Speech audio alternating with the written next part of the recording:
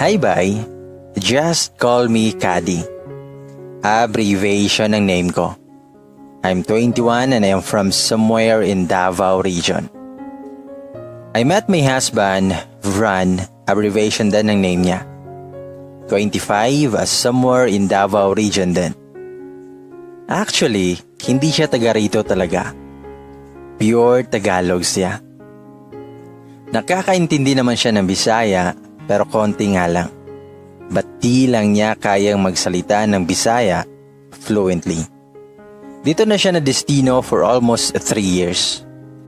7 months ko lang siya naging boyfriend and 2 years and 4 months ko na siyang asawa. All I can say is napakaswerte ko sa kanya. Hindi ko na ikukwento yung love story namin. Yung ginawa ko na lang sa kanya ang ikukwento ko ngayon. Actually, marami akong kagagahang ginawa sa asawa ko. Pero ito yung matatawag kong magandang katangahang ginawa ko. So eto na nga. Dahil bored ako, nakaisip ako ng kagagahan. As if I talk PT talaga. Para talagang totoo. Bumili ako ang pinagamit ko doon sa asawa ng kabatch niya na 2 months pregnant para mag-positive. Dahil close friend ko naman sila, ang kapitbahay ko yon, alam na niya ang ibig sabihin nun. So kinagabihan yan, 8 p.m. yung out sa duty ng asawa ko. May pa-surprise ako sa kanya. Nag-prepare ako ng formal dinner pang special na occasion kasi nga, buntis ako. Nung nakarating na siya, nagulat siya kasi wala namang special occasion pero may hinanda ako. Daily routine namin is cuddle-cuddle, then halik-halik, ganon. So ako naman, panay acting kung may good news talaga. While nasa pagkainan kami, tinanong niya ako na, "Love, may good news ba? Ganda ng mood mo ngayon ah. May pa-candles ka ba?" Kinabahan tuloy ako ngayon. Baka kasi tinupa ka lang. Sinagot ko siya naman ng, wala naman love. Naisipan ko lang na ipaghanda ka. Tupakin ba ako? Unschedule natin ngayon, remember? Plus matching ngiti ang lola niyo. Sa loob-loob ko, tawang-tawa na ako. At yun na nga, nagpaalam ako na kunwari, may kukunin ako sa kwarto. Siyempre di ko sinabi kung ano. Pero yung PT ang kukunin ko, plus tatawa muna ako bago lalabas ng kwarto. Sa sobrang tawa ko, nakonsensya ako bigla. Matagal na niyang gustong magka-baby. Wala eh. Tinupak ako kaya pinanindigan ko yung kagagahan ko. Paglabas ko ng kwarto, hindi na ngiting aso. Ngiting anghel na ang lola niyo. Parang gusto kong kurot-kurutin ang lolo niyo. Nanggigigil ako. So eto na, sinabi ko na love, may sasabihin ako. Matutupad na yung pangarap mo. Tas binigay ko sa kanya yung PT.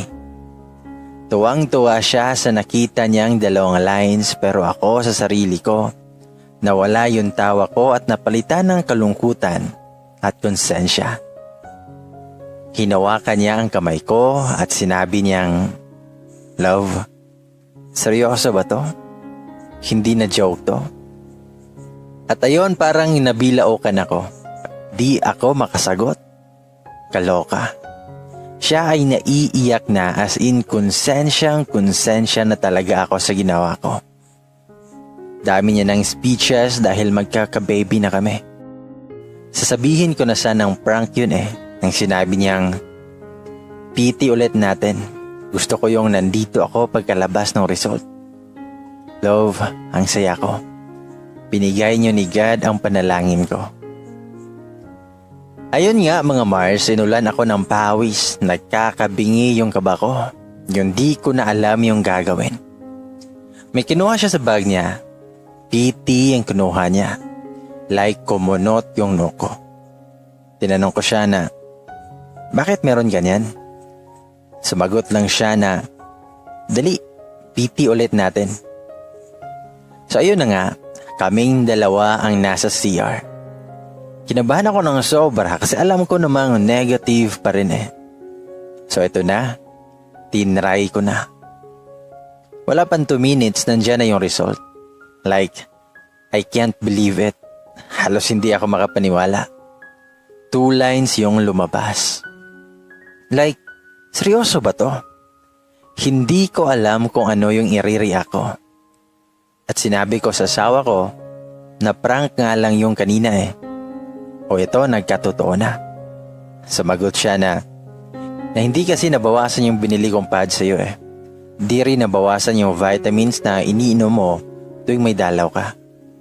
Supposedly last week pa sana dalaw mo. Yes, alam niya kailan ang dalaw ko. Kahit nga minsan di tumutugma yung tracker ko sa period ko. Dahil sa kagustuhan niyang magka-baby. Pati period ko inaalam niya. At patuloy niyang sinabi na ulyanin ka din this past few days. Lagi kang nagigigil sa akin. Kulang na lang ay palayasin mo ako. Binasura mo yung air freshener natin kasi ayaw mo sa amoy eh. Ikaw nga bumili noon kasi sabi mo smooth lang yung amoy. Tas ginawa mo pang air freshener ang perfume ko. Lagi ka rin sinisikmura kaya binilhan kita niyan. And anyways, tinawagan ako ng kaibigan mo. Sa kanya daw galing yung result. Naalala ko na may signs of pregnancy ka, so I buy you a PT. Your prank gone wrong, yet good my lady. Naiyak ako sa sinabi ng asawa ko. So sinabayan niya lang pala ako sa trip ko. Tas may plano din pala siya. Abnormal yung menstruation ko, hindi sumusunod sa payo. Parang kabuti, susulpot kailan niya gusto. How lucky I am to have this man in my life at such young age. P.S. Pumasok kami ng kwarto unrated SPG for the last time while bearing the baby. Wala na kasing ganun for 12 months. So ayun na, late siya sa dispatch niya. Sea soldier siya, pero wala siya sa dagat. Anyways, I took PT 3 times. Kinabukasan, baka kasi napasukan ng sperm. Charot. Gladly positive talaga. 8 months na yung baby boy namin and we are so excited na makita siya.